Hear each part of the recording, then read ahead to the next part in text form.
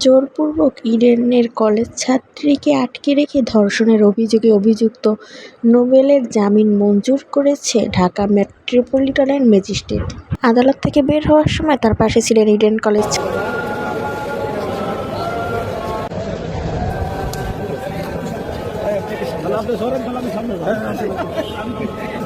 জামিনের পর বের হওয়ার সময় নোবেলের পাশে ছিলেন সেই ইডেন কলেজ ছাত্রী।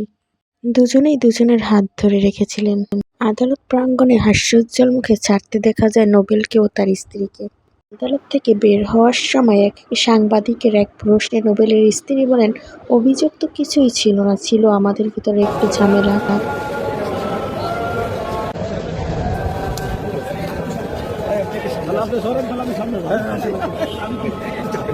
নোবেল জামিন পাওয়ায় ইডেন কলেজ ছাত্রীর কোনো আপত্তি নেই বলে জানিয়েছেন তিনি। আসামি জামিন পাওয়ার পর বিবাহ রেজিস্ট্রি করে নেবেন তারা।